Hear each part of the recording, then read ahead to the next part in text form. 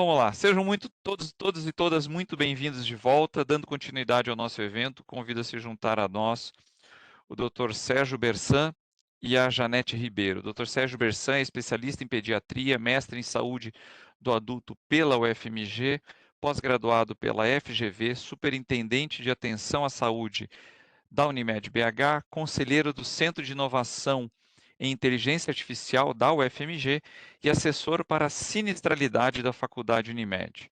A Janete Ribeiro é especialista em dados, analytics e inteligência artificial e machine learning, atendendo ao setor público, educação e saúde aqui na AWS. Ela é mestre em administração de empresas pela FGV, possui certificado de governança de dados pelo MIT, atua como mentora de projetos sociais para a equidade feminina, como o projeto Women in Data Science, WIDS, da Universidade de Stanford, entre outras coisas. Ela acumula carreira acadêmica como professora na disciplina de Big Data e Analytics e é autora de livros sobre inteligência de mercado e transformação digital. Nas horas vagas, esse pessoal super ocupado, Dr. Sérgio e a Janete, eles nos dão a honra e o prazer da sua presença aqui, então vou deixar a palavra com vocês. Fiquem à vontade, obrigado pela presença e boa palestra para vocês dois. Muito obrigado. Bom dia a todas e a todos. É um prazer estar aqui com a Janete para a gente poder falar um pouco mais sobre decisões baseadas em dados. Bom dia a todos. Também para mim é uma honra estar aqui dividindo, né, essa apresentação com o professor Sérgio. Bom, professor Sérgio, você pode começar e a gente vai fazendo aquele nosso jogral como a gente combinou. Perfeito. Bom, pessoal, eu vou chamar um livro, né, para começar a nossa conversa, que vamos começar pelos porquês, né? Por que nós estamos aqui discutindo decisão baseada em dados, né? E, basicamente, o principal motivo que nos faz nos locomover e tentar buscar novas soluções, a primeira é a questão da crise, dos resultados econômicos que nós estamos vendo na operação de planos de saúde. Basicamente, né, a gente consegue ver um resultado que é fortemente influenciado pelo aumento do custo, né? A relação entre custo e receita. Essa relação tem crescido nos últimos anos e essa relação crescendo meio que apareceu até em publicações dos jornais algumas nuances que parecem ser de surpresa. Mas nós podemos dizer que, basicamente, esse aumento desse custo assistencial que nos leva a tentar entender profundamente a questão e, portanto, buscar dados, a gente poderia falar um pouco sobre a incerteza hoje atuarial, né, pelo marco regulatório. A gente poderia falar da incorporação tecnológica de novos medicamentos que muitas vezes trazem benefício e outras apenas confundem, levam a confusão maior entre aqueles responsáveis pela regulação sobre a sua indicação ou não, se há uma diferença ou não, né? A mudança que ocorreu na atenção pediátrica, a gente tem que tirar um pouco o foco só sobre o TEA e pensar que a atenção pediátrica ela está bastante distinta depois de anos em que nos preocupamos com o envelhecimento. Aí agora as duas curvas do J, né, do clássico J de custo e faixa etária, estão se deslocando, né? Eu chamo também atenção para as internações fúteis e aquelas internações que ficam muito mais tempo que o necessário. Quando você compra um procedimento, ela vai te custar mais caro no parceiro seu onde você paga a conta. Se ela permanece dentro do seu serviço próprio, ocupando o leito por mais tempo, o giro do leito é menor, portanto, o custo fixo vai incidir sobre essa operação de uma forma mais abrupta. E, por último, eu gostaria de falar da ineficiência operacional que nós estamos enfrentando no modelo regulatório. Então, a necessidade que nós temos de transformar o modelo regulatório clássico em um modelo regulatório mais eficiente. Então, isso tudo leva a uma ineficiência no nosso sistema de saúde, que a literatura se refere basicamente com índices muito elevados. E, para tal, nós precisamos buscar alternativas que sejam economicamente viáveis para mudar esse rumo que vem tomando nos últimos tempos. Eu gostaria de fazer essa introdução com relação ao porquê nós estamos aqui, porque a partir desse porquê a gente tem que escolher alvos, nós temos que entender a dinâmica desse objetivo a ser alcançado, e esse objetivo a ser alcançado, quando nós trabalhamos com os dados, e foi muito bom ser precedido pela equipe da interoperabilidade, nós podemos ver que a dinâmica que os dados que nós temos para trabalhar ultimamente mudou, avançou, evoluiu e nos deu instrumentos que possibilitam com que nós possamos, talvez com a mesma estrutura, com uma estrutura administrativa até um pouco reduzida, alcançar um resultado mais eficiente dessa operação de regulação. Acho que eu gostaria de colocar essa introdução para a gente começar o nosso debate aqui. Pode passar, por favor. Então, aqui a gente trabalha com as fontes de ineficiência, né? Então, tecnicamente, né, didaticamente, o que eu já descrevi são os cuidados médicos inúteis, né? Esse atendimento é eficaz, é ineficaz, ele se replica. Portanto, como você vai saber se você tem que acompanhar se você está para resolver um problema, né? Por exemplo, um atendimento de dengue, esse cliente faz uma consulta ou faz várias? Se ele está fazendo o exame fora do tempo ou não, um NS1, para dar um exemplo de um assunto que está hoje muito forte no noticiário. Se este atendimento gerou evento adverso, portanto, o custo vai ser maior e o impacto sobre o paciente maior ainda. Né? Se você está executando duplicação de serviço, como eu falei, da própria reconsulta, da permanência maior, e por aí vai alguns atributos do cuidado médico inútil. Desperdício operacional, né? Problemas sobre a diferença de valores, como que você trabalha a informação na sua estrutura para saber das negociações quanto custa e qual é o resultado que esta operação, que custa mais ou menos, lhe traz. Né? Se você tem um excesso de oferta, né? A quantidade de oferta é tão alta que acaba gerando um efeito muito deletério, que é a internação fútil, por exemplo, no caso do excesso de leitos hospitalares. Né? Desperdícios de governança, acho que a gente vai falar um pouco mais sobre isso mais adiante, que é quando você não conhece efetivamente a produtividade dos seus times, os seus times estão focados em estruturas que já não são mais aquelas que determinam o custo, e efetivamente eles não têm instrumentos de informação que possa fazer com que eles compreendam a dinâmica, ou seja, do ponto de vista do conhecimento, da mudança do gasto em saúde, e ao mesmo tempo possam ter dados para avaliar em que momento intervir nesse dado.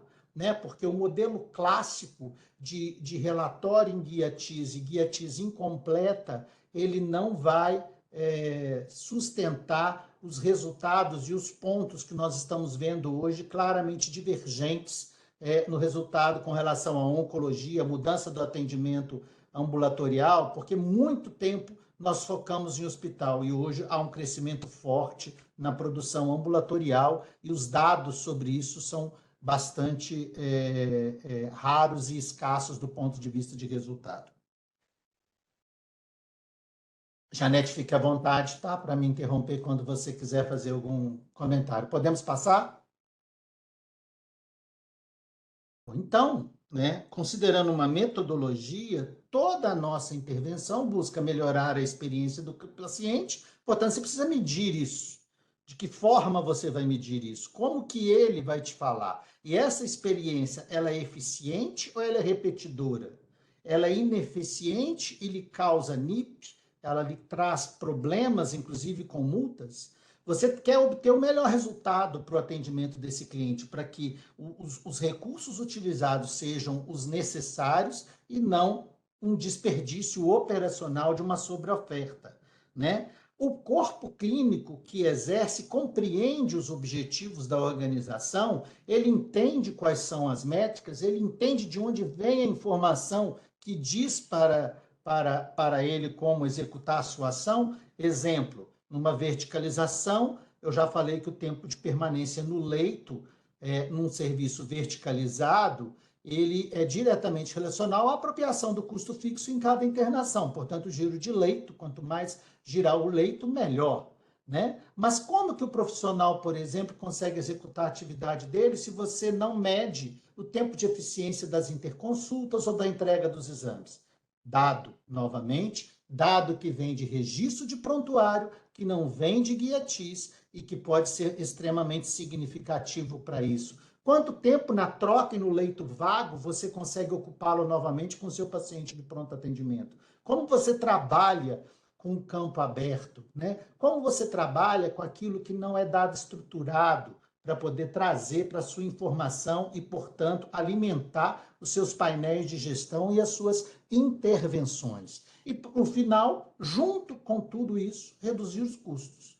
Então, hoje, nós trabalhamos tecnicamente que são os 4 ao mesmo tempo, né? Para você avaliar se uma intervenção sua está sendo bem direcionada, os 4 ao mesmo tempo. Por isso, usar metodologia ágil, pequenos passos, um passo objetivo e certeiro a cada momento, para que você planeje o conhecimento dos envolvidos, para que ele saiba os objetivos, para que você programe a coleta de dados, que você gere informação e consiga retroalimentar esse trabalho. É dessa forma que a gente consegue avançar no nosso sistema. O próximo.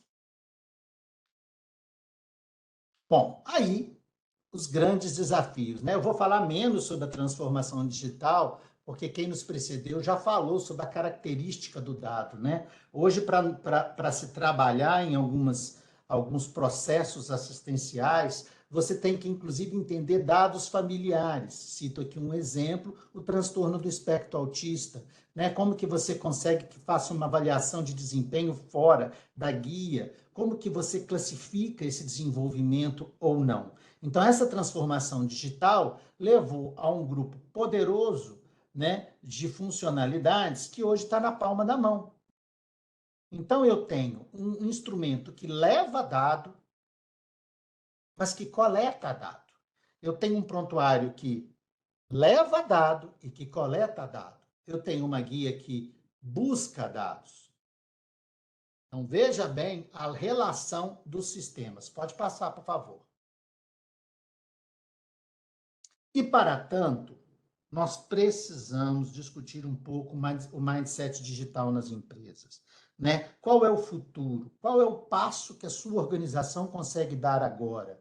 Como que ela se organiza para dar esse passo? E, com certeza, esse passo, baseado em informação segura, informação de qualidade, no qual todos os atores participaram do processo decisório, ela vai levar a maior eficiência da sua operação.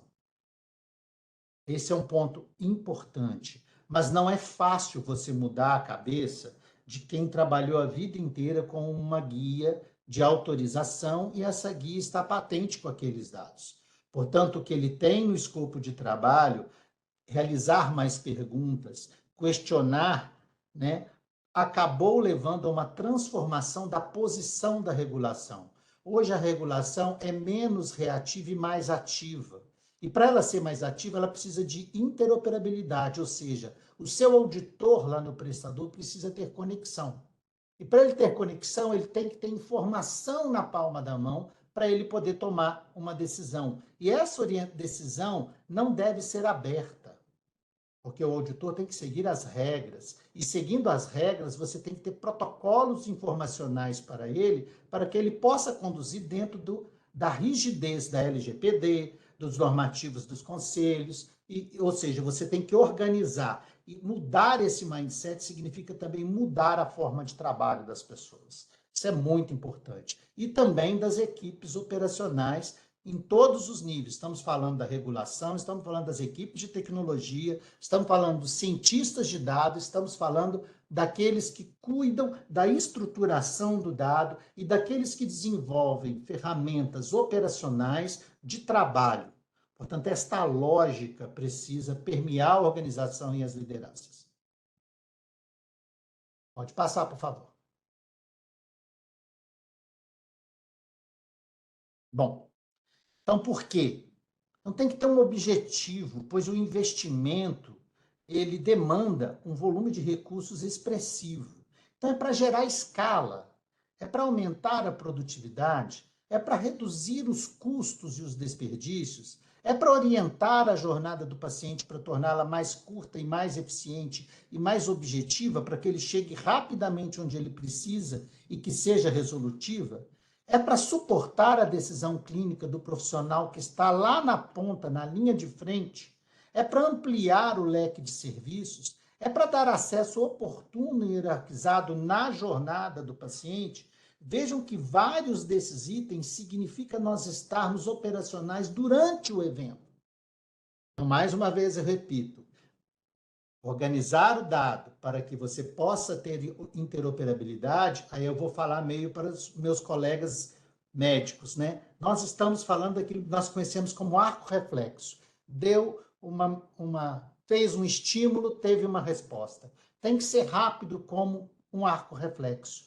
Tem que ser consistente como um arco reflexo, né? Quando você faz aqui para os não médicos, né? Por exemplo, o exame em que você usa um martelinho para os não médicos no joelho e causa um incentivo, né?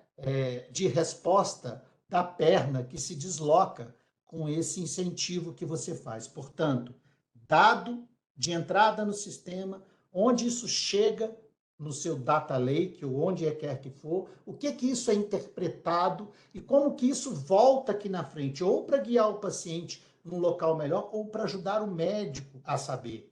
Portanto, vamos falar de uma coisa simples, está fazendo um pré-natal, né? E pedir o VDRL ou outros exames é uma obrigatoriedade do pré-natal.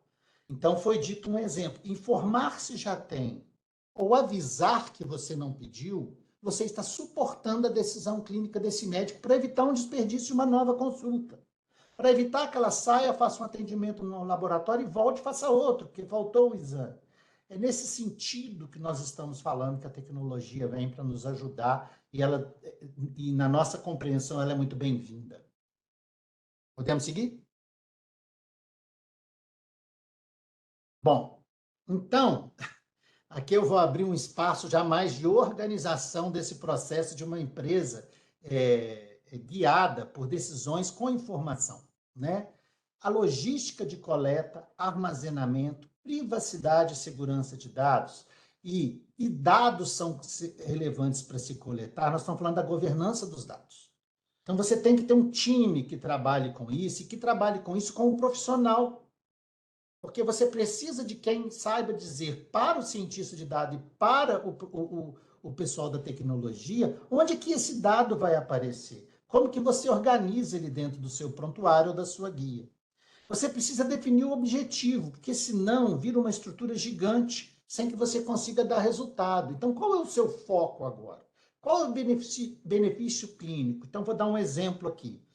Se você já tem tecnologia da RG que já te diz sobre permanência e a sua auditoria já é pautada para visitar os hospitais que mais fogem da permanência de alguns procedimentos, se você já sabe, como é que você faz a reação da sua equipe para poder agir antes da alta e da conta chegar? Porque depois da conta faturada vai ser muito difícil discutir permanência médica. Então, se esse é o seu objetivo, trabalhe nesse sentido. Acerte com os fornecedores, mobilize seu time de projetos para buscar esse objetivo, né? Quais desfechos são os mais importantes, né? Então, o que você espera num tratamento oncológico? Você observa, por exemplo, se o desfecho for negativo com o óbito, você observa o indicador clássico, por exemplo, se ele recebeu quimioterápico nos últimos 30 dias, se internado ele ainda estava em uso de quimioterapia. Isso não é um indicador determinístico, é um indicador que faz você perguntar. Então, também no seu planejamento, você tem que saber quem vai perguntar, Quem é que tem capacidade para estar utilizando essa informação? E aí eu falo de alfabetização. Nós precisamos alfabetizar as equipes. Não há como mudar o mindset da liderança e não estender para a equipe operacional a formação e a capacitação em dados para que eles saibam utilizar, para que eles entendam o que mudou, para você não precisar de ter que trocar a equipe, mas desenvolver sua própria equipe na alfabetização e também seu corpo clínico das suas unidades. Então, não é só a operadora, os serviços também. E aí você parte para o desenvolvimento de soluções. Ou seja, é uma forma muito simples do que nós estamos falando aqui, que a gente foi bem reducionista na concretização, mas é para dar exemplos muito práticos para as lideranças médicas e para as lideranças de TI que conversam com as lideranças médicas, o quanto que esse contato de rotina é importante para ter sucesso na gestão por dados. E aqui até vou agregar um ponto, que assim, muitas vezes, né, o que nós vemos dentro das organizações é que elas vão buscar uma solução técnica.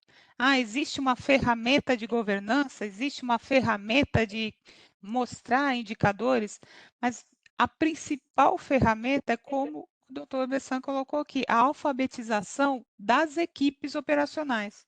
Porque você pode ter o melhor sistema de inteligência artificial do mundo, mas se quem está lá na ponta não souber usar, não vai adiantar nada. E antes disso tudo, né, quando a gente fala ali no processo de coleta desses dados, dentro da área de ciência de dados, eu coloco sempre que não é assim, o resultado que é importante. O mais importante é você saber a pergunta, né? O que você quer saber desses dados? O que realmente é relevante? Porque assim, nós temos petabytes de dados de todos os formatos, de todas as fontes. Mas se você não sabe o que realmente, onde você quer chegar, né, nenhum deles vai ser útil efetivamente para você. Pode continuar, doutora. Só esse parênteses agora.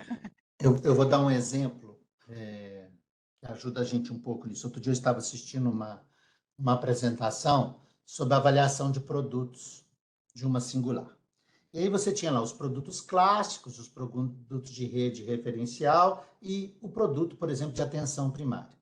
E quem estava fazendo a leitura dos dados criou uma tabela sobre utilização de serviço. E aí nessa tabela ele trazia assim, índice de consulta eletiva em especialidade básica, índice de consulta eletiva em especialidades médicas, né? Índice de consulta em pronto atendimento. E aí, na apresentação, o produto de atenção primária aparecia com uma taxa de consulta eletiva em especialidades básicas muito mais alta, mas muito mais alta. E na avaliação da pessoa, ela disse, veja bem, não está, nós temos uma diferença, um produto que está gastando muito mais. Aí eu chamei a atenção, mas você olhou esse indicador junto com o indicador consequente, que é o das especialidades? Veja a taxa de encaminhamento, irrisória. Portanto, não se pode olhar o dado também de uma forma só literal ou segmentada, sem entender com o que ele se relaciona e qual era o objetivo daquela intervenção. Porque senão nós vamos fazer uma avaliação que pode ser equivocada. Então, a alfabetização o letramento, vamos dizer a palavra boa, o letramento em dados ele é vital. Muito bom, Janete, exatamente isso. Podemos passar? Bom, então aqui eu trouxe um desenho. Doutor Sérgio, Oi. posso, se vocês dois me interromperem, aí eu não sei, a gente não tinha combinado em questão das perguntas, mas tem uma pergunta aqui que a Vanilda Castilho fez, que se vocês me permitirem, eu vou colocar agora, e aí vocês dentro da apresentação veem se vocês querem responder já direto, ou querem usar o fluxo da apresentação daqui para frente para responder para ela, pode ser? Pode. Então, beleza. A Vanilda fala assim, ó, a internação longa de um paciente fica caro com leito para o hospital. Como priorizar a necessidade do paciente? Perfeito. Então vamos lá. Então nós vamos falar de duas coisas: dado e ação. É onde começa e onde a gente espera que tudo termine, né, como uma solução. E aí a gente fez aqui um esquema muito didático, tá, pessoal? Sobre a questão da profusão dos ambientes de troca de informação hoje numa operadora. O prontuário médico, para quem tem serviço próprio, né? Uma guia TIS, a qual tem as trocas da operadora com seus respectivos serviços e cooperados, né? Você tem dados fornecidos pelo paciente, muitas vezes ele concorda, por exemplo, quando ele vai numa perícia, quando ele pede uma internação que demanda alguma informação específica dele, né? Você pode avançar com isso, como você faz uma correlação entre as publicações científicas, o dado que ela utilizou para alcançar aquele resultado e o que está sendo apresentado. Isso, por exemplo, hoje, na regulação de autorização de imunobiológicos é vital, porque a nossa guia não evoluiu como está na literatura, como está no protocolo, e os estudos são bastante... Eles localizam as populações que são sujeitas àquele tipo de tratamento e, portanto, como é que você trabalha com isso, por exemplo, da publicação científica e o dado que você recebe, se ele tem a ver com o resultado da publicação. Nós podemos ter dados de saúde ocupacional quando se tem uma relação na área de soluções de empresa muito grande ou dentro da própria estrutura da sua operadora, né? Você pode usar dados de evolução econômico-social, você pode usar RAIS, que é os dados que hoje de empregabilidade, para você identificar contratação ou não, dados epidemiológicos públicos que existem, né? E com tudo isso, com essa dinâmica dos dados, você pode usar um dado de um NPS, que é o Net Promoter Score, de avaliação de um serviço, onde ele descreve qual foi o motivo da insatisfação, para você fazer, por exemplo, por inteligência artificial, análise de sentimento, identificar qual é o problema que está acontecendo ali. Nós tivemos, vou dar um exemplo disso aqui, porque eu gosto de dar os exemplos, que, por exemplo, no NPS, na manifestação do cliente, um hospital pediátrico que tinha um tempo longo de espera numa das epidemias de dengue que nós já passamos, por exemplo, no nosso município, e eles elogiavam os médicos, mas a nota do hospital era baixa. Quando nós fomos ver na manifestação, a gente não entendia por que a nota era baixa. No texto ele escrevia o elogio, lá dentro estava falando tempo de entrega do exame. Então, o médico atendeu bem, mas a resposta do laboratório do hospital para a entrega do exame era maior do que o prometido. E aí você tinha um ofensor. Então, você pode trabalhar de diversas formas para isso. Para quê? Classificar risco. Você pode usar análise preditiva hoje, conforme o histórico que você tiver da sua carteira, para dizer quem são aqueles pacientes que estão chegando ao seu pronto atendimento e que são mais susceptíveis a internar. Por exemplo, os pacientes, por exemplo, de atenção domiciliar. Você pode fazer predições de evolução de epidemia. Você pode trabalhar com educação e comunicação automatizada, com públicos cadastrados, os quais, quando você começa as doenças de inverno, você pode, antes disso, já utilizar o conhecimento da doença dessas pessoas e começar a mandar informação, pedir para que eles consultem com os médicos, que eles se preparem para as doenças de inverno. E com isso você faz prevenção, você avisa de vacinação e você pode também navegar o cuidado. Então, se você tem um paciente, por exemplo, que entrou na sua ambulância com AVC, com hipótese, chegou no seu pronto atendimento com AVC, como que você navega? Você pode navegar com pessoas ou com instrumentos. Então, por exemplo, no AVC existe hoje um sistema, o Rapid, que informa do resultado da imagem direto para toda a equipe, se deve ou deve agulhar, fazer o medicamento ou se é trombectomia. E por aí vai. E aí, utilizando a questão da longa permanência, que veio a pergunta, eu acho que eu meio que antecipei um pouco isso quando eu expliquei o seguinte. Se você conhece o perfil da rede, onde que a permanência é maior? Tendo ou não tendo metodologia DRG? Se tiver metodologia DRG, você consegue saber qual é a permanência prevista. E aí você consegue criar no seu sistema, conforme o risco do hospital em que isso ocorre, toda vez que houver uma internação nesse sentido, sinalizar para a sua auditoria ela ir lá. Primeiro ponto. Segundo, por que dessa permanência longa?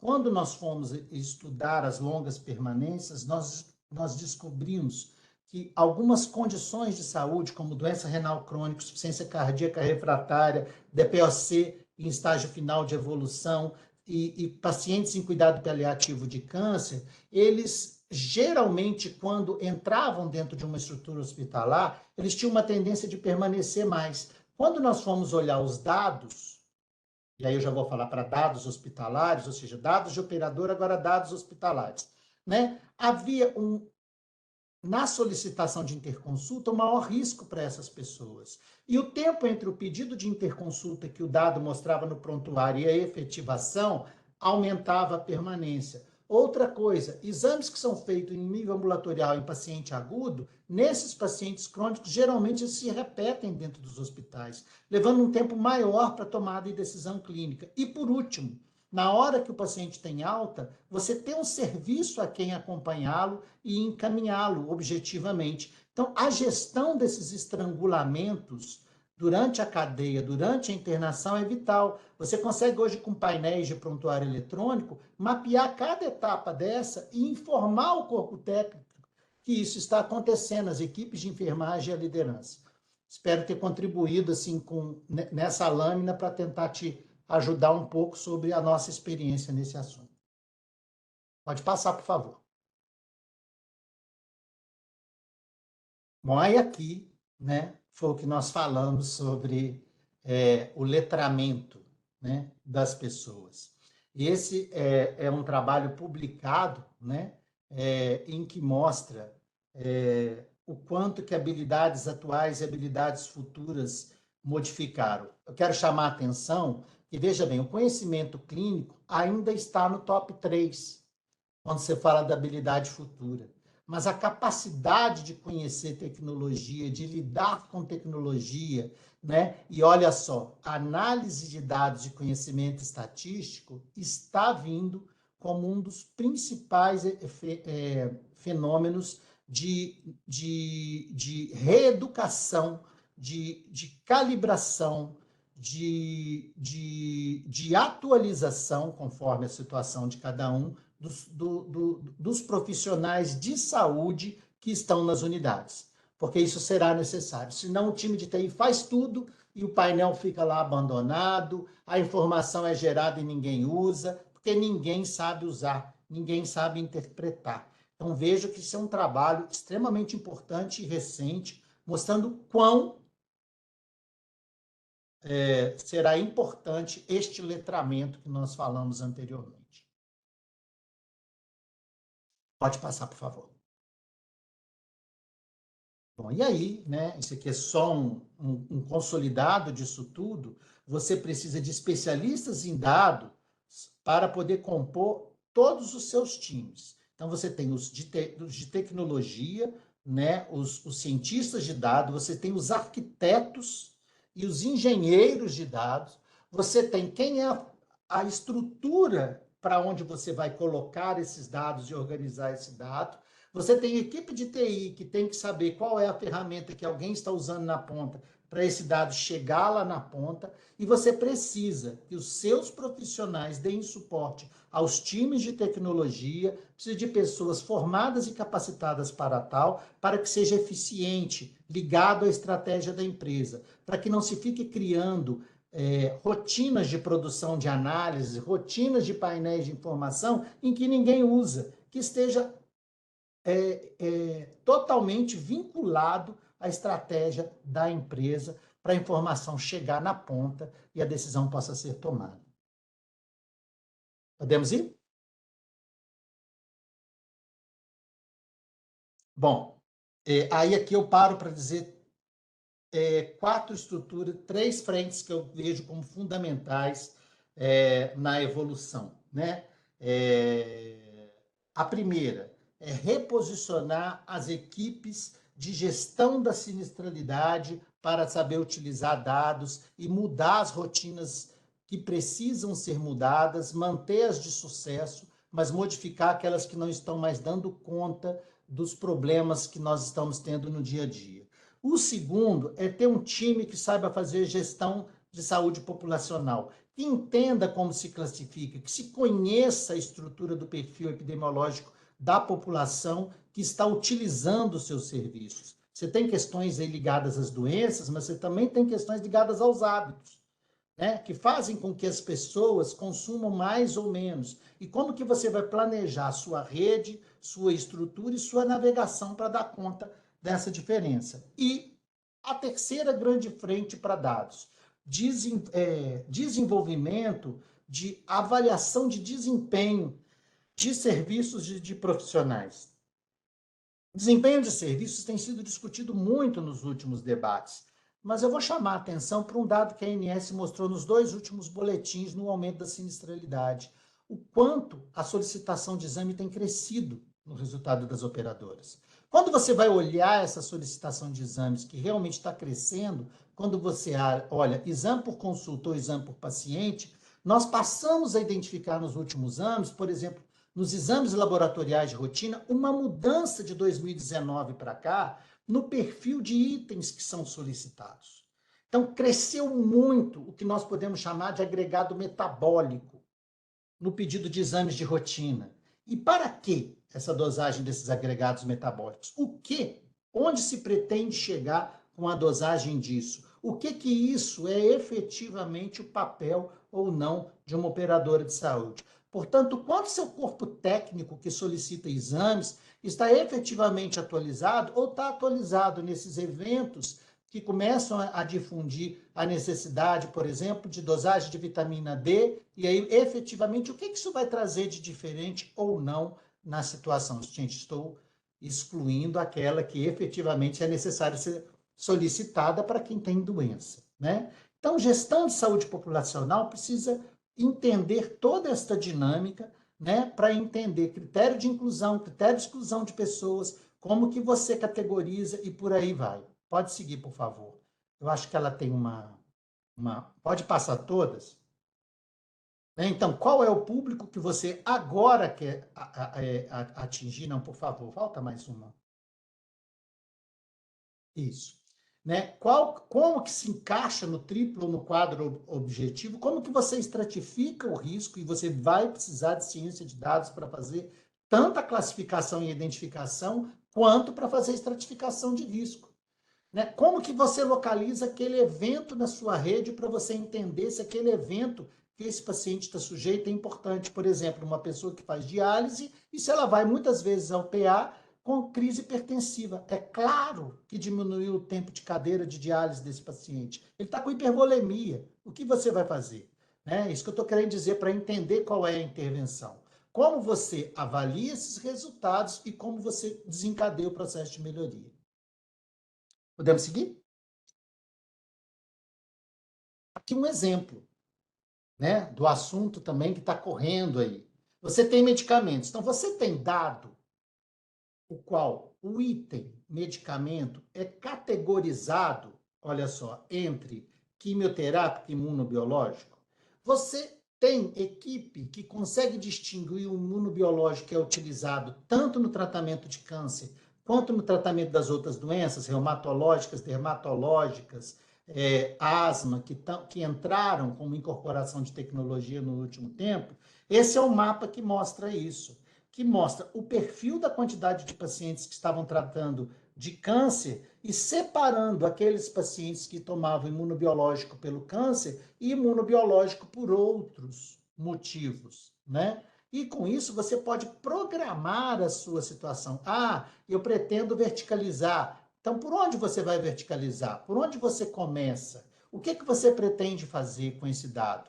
Né? Para que ele serve? Então, desde você ter um código, que é no dado estruturado, a você saber qual é o diagnóstico clínico, que não tem código de dado estruturado, é CID. Mas é CID ambulatorial. Como é que você vai saber o dado que a sua autorização permite que seja feito esse tratamento sem você estruturar o seu processo de conhecimento daquele campo aberto não estruturado? Eu estou repetindo muitas vezes o mesmo assunto porque eu acho que é importante a gente dar clareza sobre essa mudança tecnológica que passamos. Pode seguir. E como que isso chega lá na ponta? Né? Qual é o público? Para você também não ser imperativo no sentido, agora vai tudo para o telefone. Tem pessoas que não usam esse equipamento para poder tratar de saúde. né? A pesquisa mostra que os idosos preferem o telefone fixo para tratar de saúde, para pedir saúde. Aqui eles usam para se inteirar com a família. Tem pesquisas americanas muito boas sobre esse assunto. Mas você precisa desenvolver. O dado precisa chegar na ponta. O dado precisa ser coletado na ponta. Mas a equipe da interoperabilidade já falou bastante nisso. Eu vou por aqui para encaminhar para o encerramento da minha explanação. Bom, pode passar? Bom, da minha parte, né, até que a gente combinou aqui de estar fazendo aí essa divisão, né, de conversas, eu vou falar um pouquinho mais do aspecto técnico, mas depois vocês, né, nas apresentações anteriores. Eu vou colocar aqui um pouquinho da minha experiência para estar trazendo mais exemplos. Aqui eu trouxe essas duas reportagens, né, onde uma delas, a OMS fala aí que o investimento de $1 por pessoa na prevenção de doenças pode salvar milhões de vidas. E uma outra que aponta também aí os, né, programas de medicina preventiva como uma forma também de reduzir custos operacionais, né, para o sistema de saúde como um todo, não só privado, mas também o público. Essas ações, né, que é como a gente vem falando até aqui, como tomar essas ações? Tudo isso só pode acontecer baseado em dados, né? E dados, como nós colocamos até então, que sejam compartilhados em um mesmo ambiente, para que você possa efetivamente extrair valor deles, né? E tomar essas ações preventivas. Pode passar? Aqui, assim, é só. Acho que não está entrando. Sim, na verdade, aqui ó, é só para colocar exatamente a importância desses dados e que eles são em diferentes formatos. Você pode ter imagem, som, né, gravar uma consulta online, papéis, enfim, cada um deles vem em uma formatação. E esses dados eles precisam estar agrupados de uma forma que você consiga conciliar esses diferentes formatos. Pode passar mais um. Porque as decisões tomadas com base, né, em todas essas informações, elas podem significar vida ou morte. Então, assim, aqui realmente é para passar toda a importância de agrupar e tornar esses dados, digamos, acionáveis de uma forma precisa e o quão mais rápido possível. Isso, e assim, não é só em termos, digamos lá, do doutor fazendo um atendimento ao paciente, mas para a própria operadora disponibilizar recursos nas regiões onde a demanda é realmente necessária. Né? Como que você vai programar toda uma logística de parcerias, né, com ambulatórios, de identificação de profissionais para uma determinada característica de doença, se você não tem noção das demandas dos pacientes, das pessoas, né, da saúde populacional daquela região. Isso pode ter um impacto muito grande. Na pandemia, nós vimos o quanto isso era importante, né?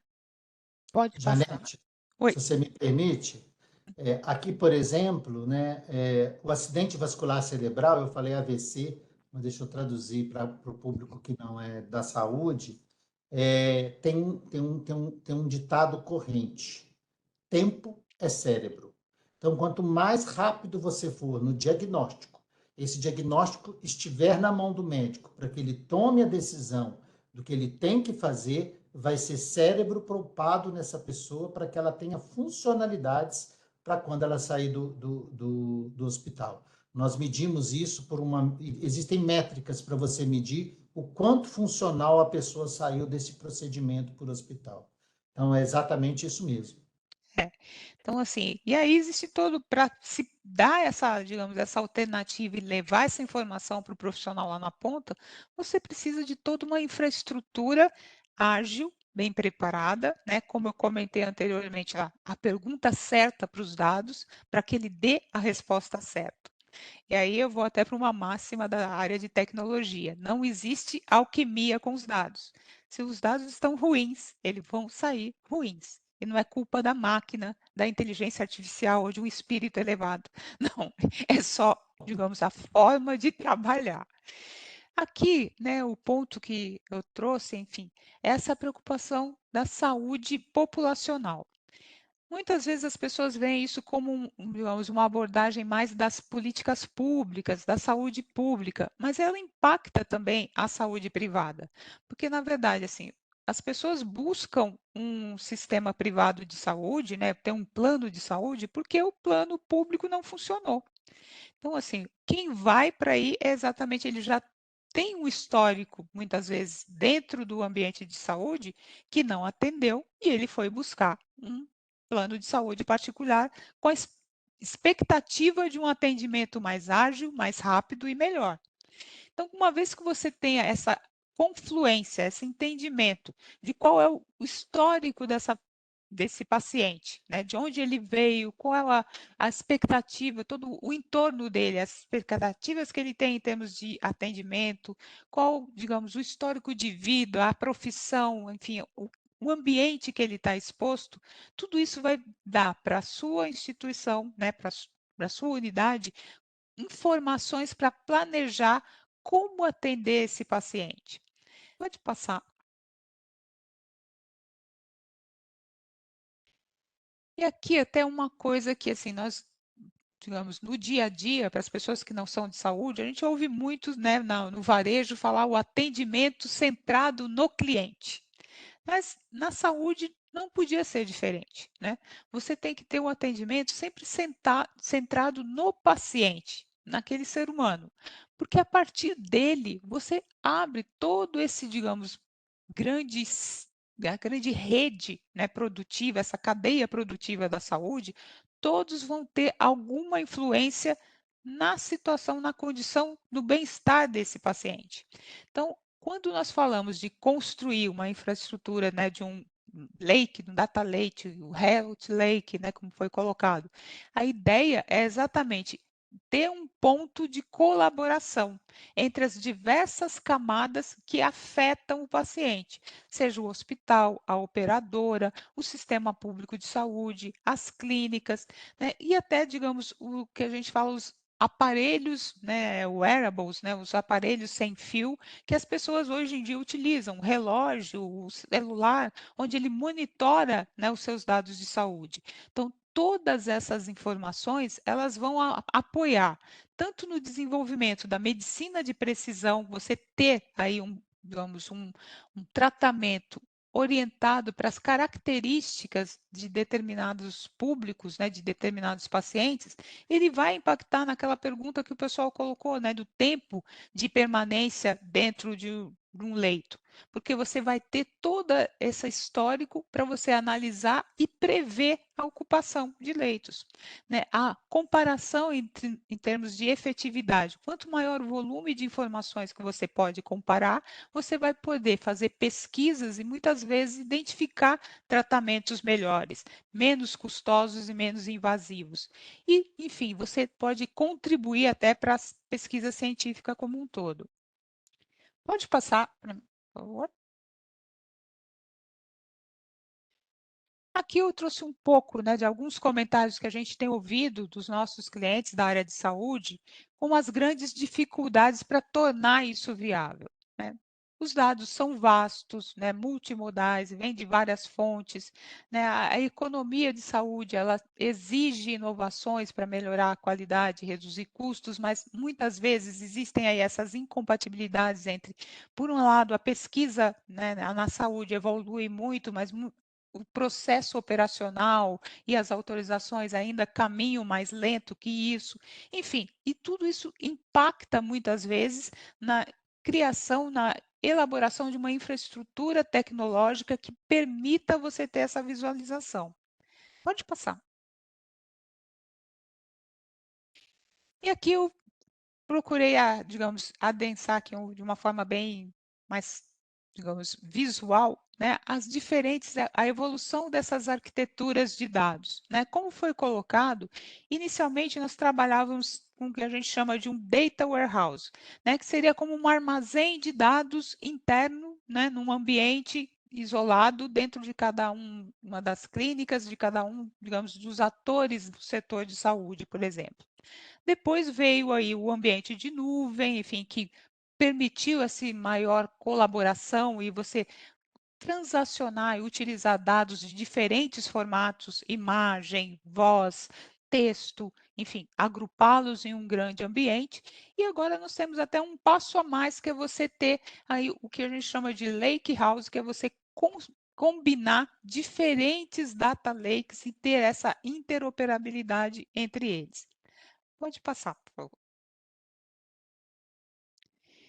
Aqui o ponto principal de tudo isso, e que a gente já comentou até, enfim, quando você tinha essas informações separadas, né, as informações que são relacionais, os dados, bancos de dados tradicionais e as outras informações de formatos não estruturados, imagem, informações que vêm de equipamentos, enfim, separados, você não conseguia ter essa visão única, né? A ideia de você construir esse único ambiente é exatamente para permitir você ter mais funcionalidades, seja de análise, seja de usar a inteligência artificial, enfim, para que você possa criar toda essa teia de informações, de dados, que permitem você tomar a decisão de forma mais rápida. Pode passar, por favor. E aqui, falando desses 3 pontos juntos, né, a interoperabilidade, ela vai apoiar exatamente essa transformação dos dados, da liga, né, conectar todas essas informações para que você tome as decisões de uma forma centrada no seu paciente. As ferramentas de análise, né, os analytics, eles vão te permitir fazer toda essa parte de previsão em termos de desde redução de custo, otimizar o processo operacional e prever demandas, até epidemias determinadas de regiões. E o processo de intervenção é quando você combina essas informações para, digamos assim, automatizar determinadas decisões e você dá para, na ponta, opções de tratamento, né? Você apontar para quem está lá, digamos, no dilema de decidir, eu peço mais um exame ou não peço mais um exame, você aponta, olha, existe esse exame, não existe, né? Ele já tomou tal medicação, enfim, você vai estar facilitando, reduzindo ali, digamos, esse processo de angústia de quem está na ponta atendendo o seu paciente. Pode passar, por favor?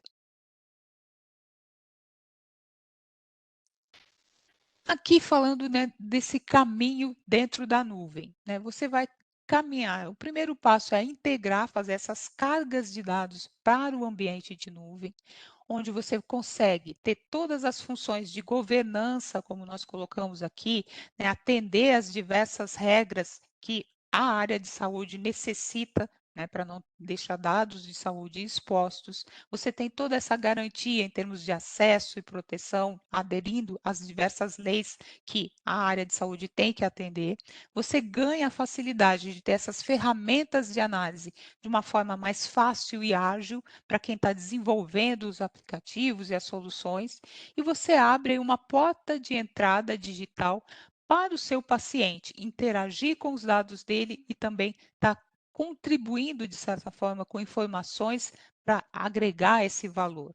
E com isso você consegue engajar as pessoas, trazer, né, digamos, mais informação para toda a sua operação e identificar, né, o que nós chamamos aí dessa saúde populacional com uma forma mais assertiva para a tomada de decisão. E ainda por cima contribuindo para um tratamento mais personalizado, o que reduz bastante, né, em termos de custos, quando você começa a identificar esses personas, essas características de uma população e que você está inserido. Muitas vezes você cria, digamos, soluções, investe em tratamentos para coisas que não tem ali naquela sua região e não está investindo naquilo que realmente é a demanda da população daquela região. Então, com os dados agrupados dessa forma, você consegue ter essa visão mais rápida e mais fácil. Pode passar.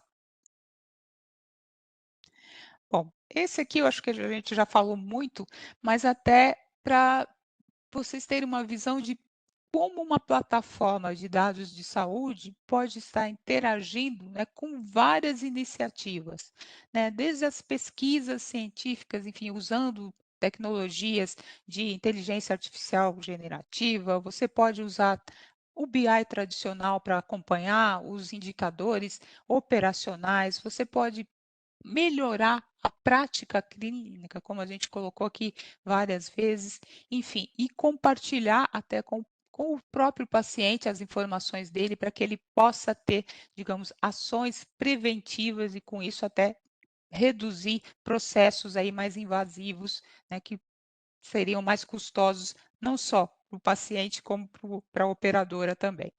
Pode passar. Bom, eu trouxe 2 casos de uso, aí você pode passar.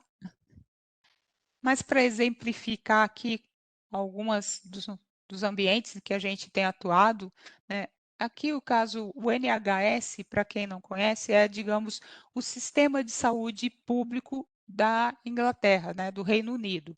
E o trabalho que nós desenvolvemos com eles foi toda a estruturação daquele que nós chamamos aí o Health Lake, onde eles agrupam todas as informações, né, de atendimento do sistema público dentro do Reino Unido. E aqui o que eles colocaram, né, durante a pandemia, esse sistema, o fato deles terem todos os dados, né, dos pacientes que estavam sendo tratados de Covid e recebendo os medicamentos em um único lugar, permitiu que eles tivessem toda a gestão e iniciativas, né, em termos até de começar todo o processo de vacinação de uma forma muito mais segura, pessoal e individualizada dentro das regiões com as características e demandas específicas, né, de cada área que eles estavam atendendo.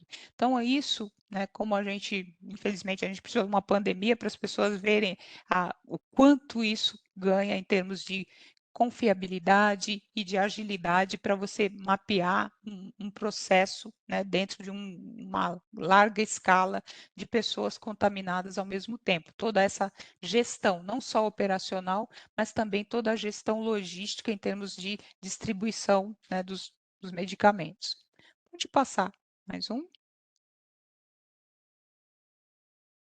E aqui eu trouxe um outro exemplo, que é uma iniciativa aqui no Brasil, com o Hospital Albert Einstein, que foi o estudo, né, para promover aí, políticas públicas mais qualificadas em termos do tratamento do diabetes. Então, aqui toda uma pesquisa, né, em termos sociais, de identificar as características diferentes de diferentes públicos para que o sistema público, né, possa ter um planejamento desses tratamentos que são recorrentes e quais são as áreas, as regiões que têm o maior impacto e menor impacto.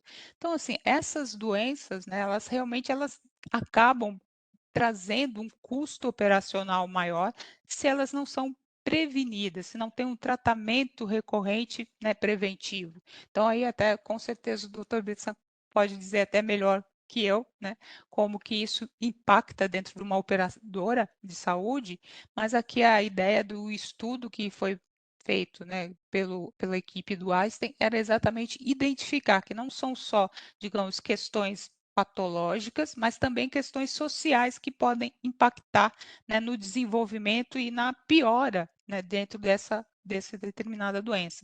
Então, assim, os dados, eles funcionam não só, digamos, para uma prevenção de saúde e melhorar a qualidade de vida do paciente, mas também para melhorar todo esse entorno, né, de todas as camadas da cadeia produtiva, né, da área de saúde. Pode passar? Bom, aqui eu encerro aqui a nossa participação. Acho que a gente atrasou um pouquinho aí, mas acho que chegou, O né? assunto era interessante. É.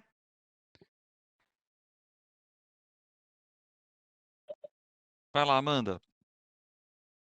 Agradeço demais a participação, doutor Bersan, Janete, foi um ótimo bate-papo, obrigada.